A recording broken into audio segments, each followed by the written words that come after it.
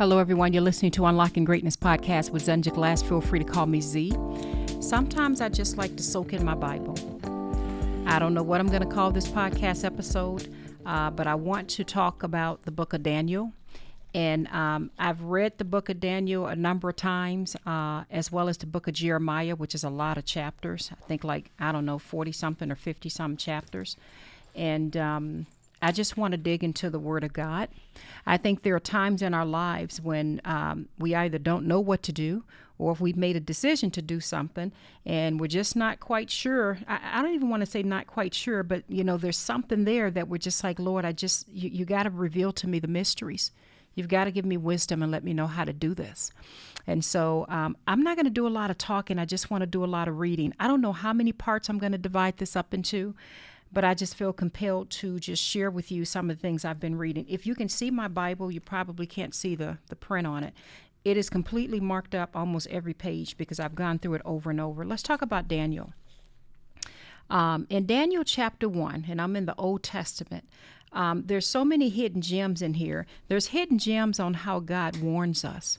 There's hidden gems on how God reveals his mysteries, his knowledge to us, reveals wisdom to us.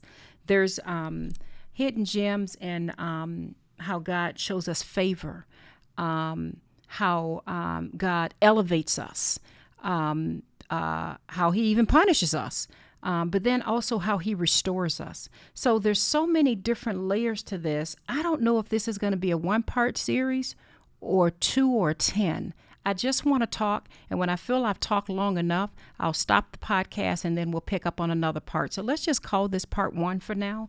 But I have a lot to say, and I pray that this blesses someone, especially if you're going through a stage in life where you're not sure about some things and you just want some instruction. So let's pick up in the book of Daniel in chapter 1. I'm just going to read for a little bit so you get an understanding of what's going on.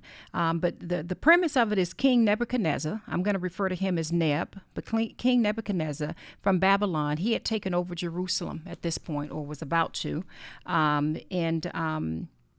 Daniel was one of the people that he called to serve in his, I don't even know what you want to call it, chief court or royal court or whatever.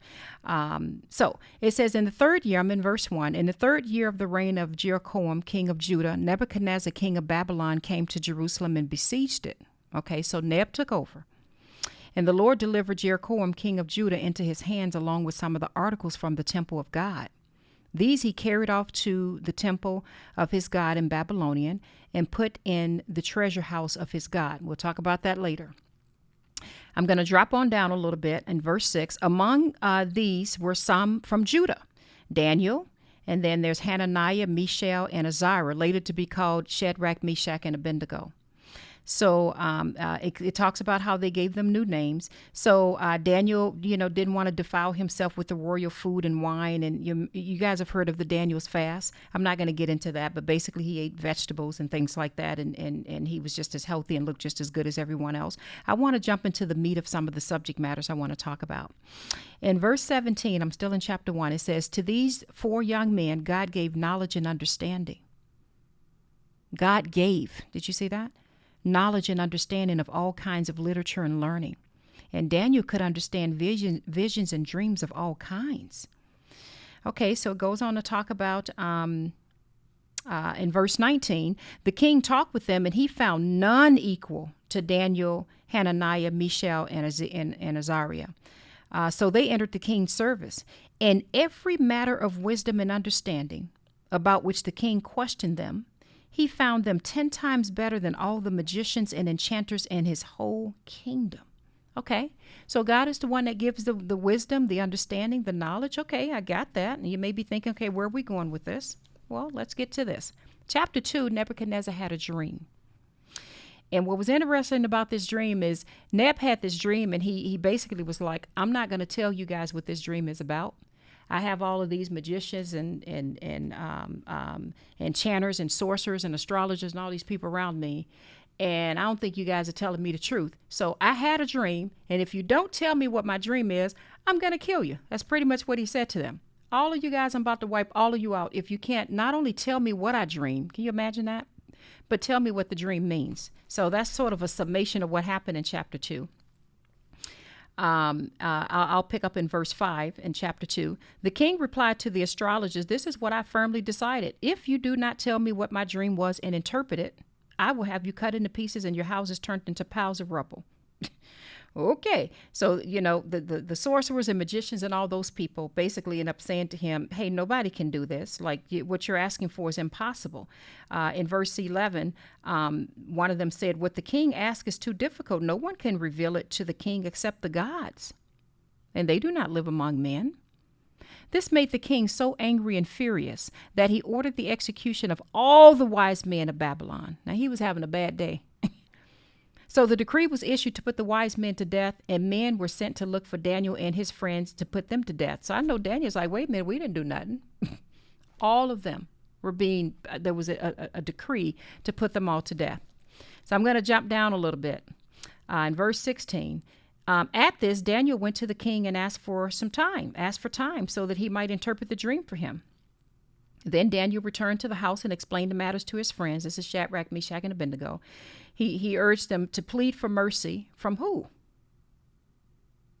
He urged them to plead for mercy from the God of heaven concerning this mystery, so that he and his friends might not be executed with the rest of the wise men of Babylon. That's interesting to me. He urged them to plead for mercy from the God of heaven concerning this mystery, so that he and his friends might not be executed with the rest of the wise men of Babylon. During the night, the mystery was revealed to Daniel in a vision. Then Daniel praised the God of heaven and said, "Praise be to the name of the God forever and ever. Wisdom and power are his. He changes times and seasons. He sets up kings and deposes them. He," talking God, "gives wisdom to the wise and knowledge to the discerning. He reveals deep and hidden things. He knows what lies in darkness, and light dwells in him. I thank and praise you, O God, my Father. You have given I thank and praise you, O God of my fathers. You have given me wisdom and power. You have made known to me what we asked of you. You have made known to us the dream of the king." So I'm going to drop down a little bit. I'm in verse 24. Daniel basically went to the king and said, "Hey, don't execute them. I got this. I'm about to tell you what the dream's about." In verse 26, the king asked Daniel, also called Belshazzar. That was a common name back then, just so you know. So the king asked Daniel, "Are you able to tell me what I saw in my dream and interpret it?" Daniel replied, "No." He says, "No wise man, enchanter, magician, or diviner can explain to the king the mystery he has asked about, but there is a God. There is a God in heaven who reveals mysteries.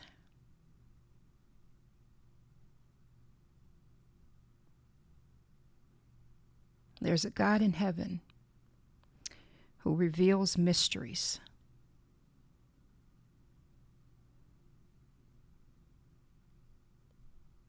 There's a God in heaven who reveals mysteries.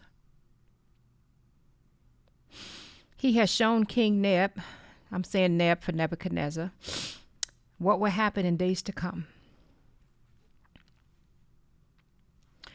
Your dreams and the visions that pass through your mind as you lay on your bed are these."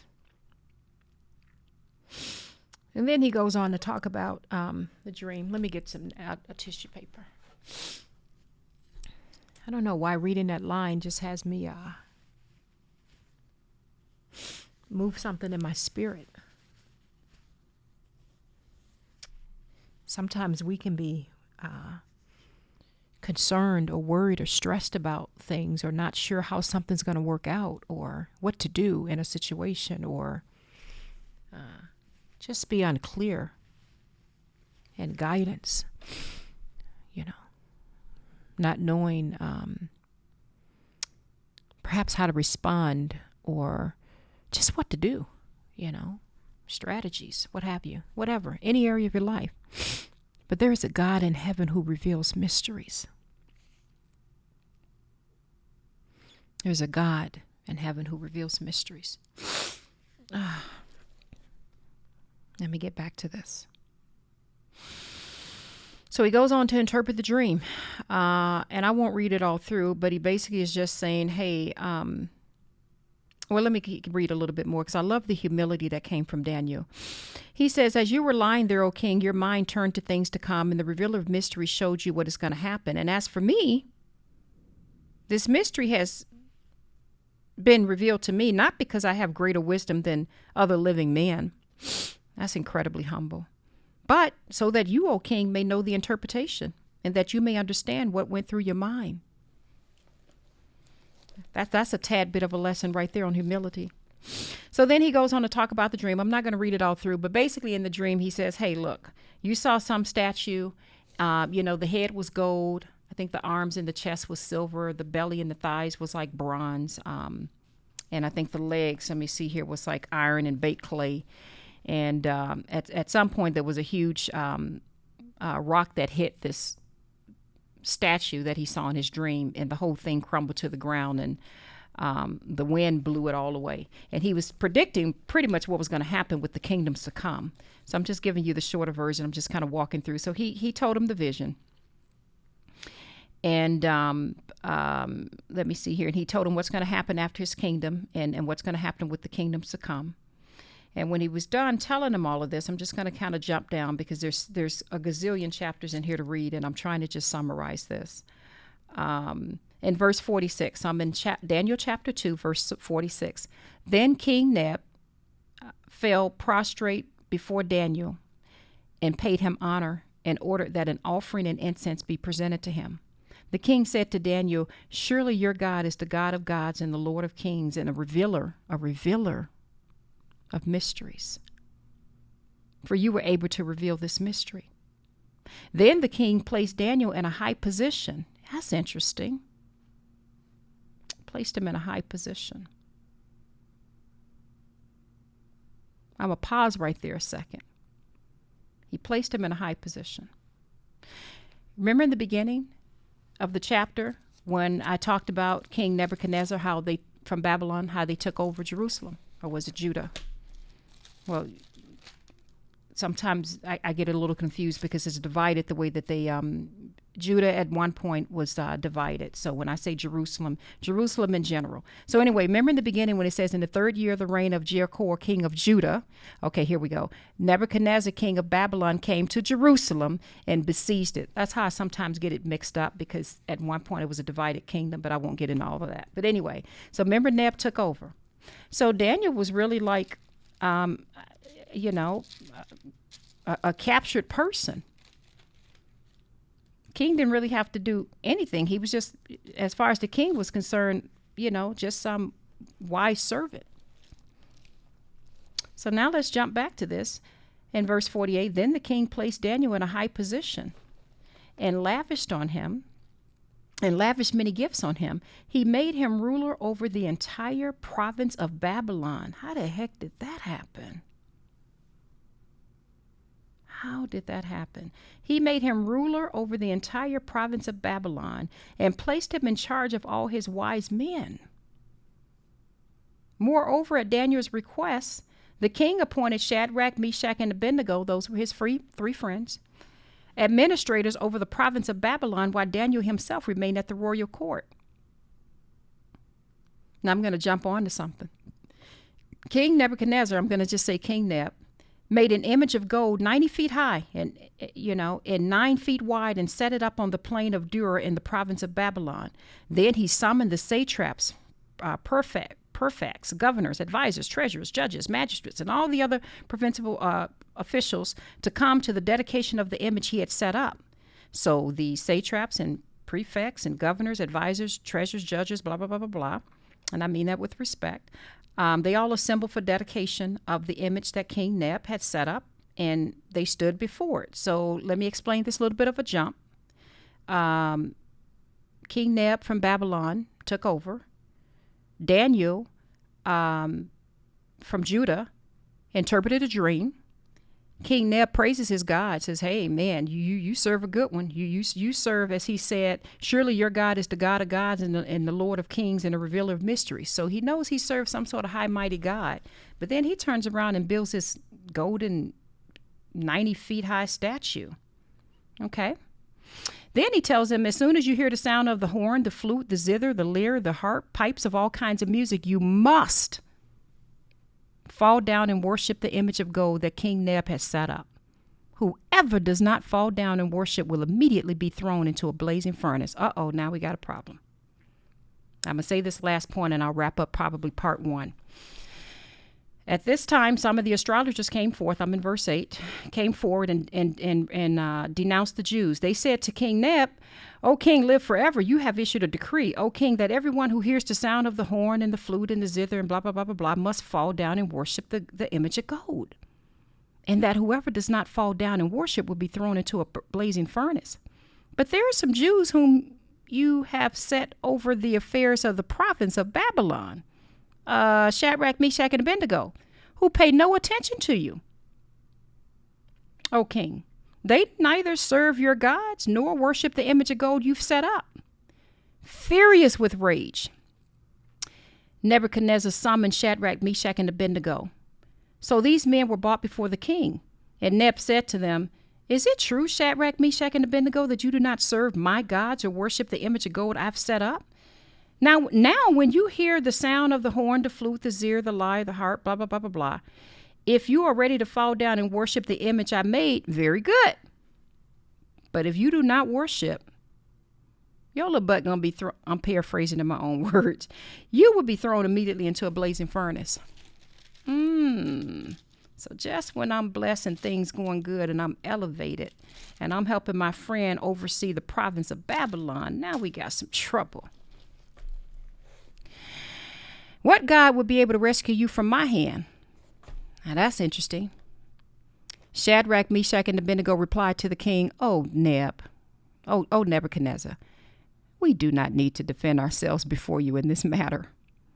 If we're thrown into the blazing furnace, the God we serve is able to save us from it, and he will rescue us from your hand, O king. But even if he does not, we want you to know, O king, that we would not serve your gods or worship the image of gold you've set up. Then Nebuchadnezzar was furious with Shadrach, Meshach, and Abednego, and his attitude toward them changed. Interesting. First, you liked him. You elevated them. And now that they won't worship the God you serve, you got an issue. And you furious. That's interesting. He ordered the furnace heated 7 times hotter than usual and commanded some of the strongest soldiers in his army to tie up Shadrach, Meshach, and Abednego and throw them into the blazing furnace. So these men, wearing their robes, trousers, turbans, and other clothes, were bound and thrown into the blazing furnace. The king's command was so urgent and the furnace so hot that the flames of the fire killed the soldiers who took Shadrach, Meshach, and Abednego, and these 3 men firmly tied fell into the blazing furnace. Then King Nebuchadnezzar leaped to his feet in amazement and asked his advisors, check this out, weren't there 3 men that were tied up and thrown into that we tied up and threw into the fire? Weren't there 3? Wasn't it Shadrach, Meshach, and Abednego? They replied, certainly, O king. He said, look, I see 4 men walking around. My God.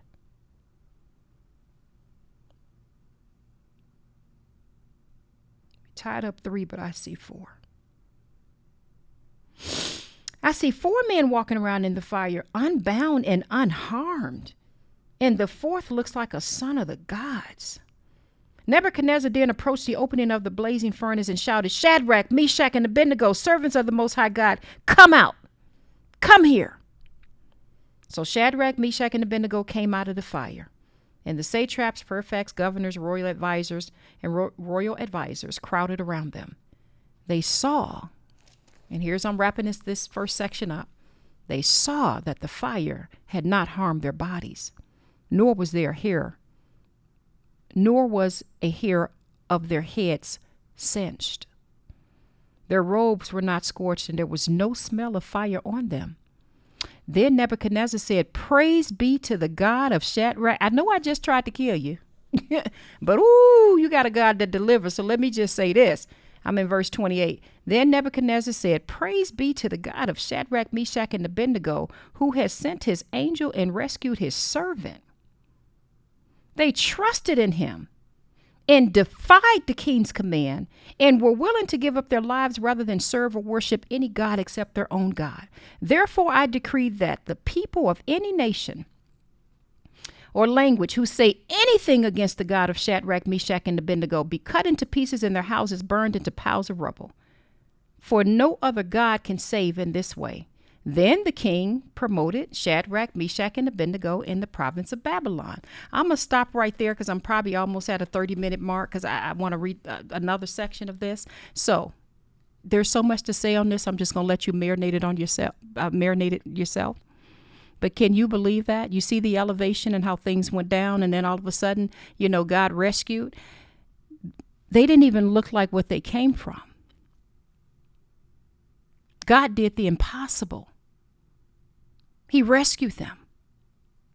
He gave wisdom and knowledge. Now, what's interesting is, how is King Nebuchadnezzar going to respond next? He's seen two situations so far of how God did an impossible thing. He spoke to Daniel and had him not only tell him what the dream was about, but interpret it.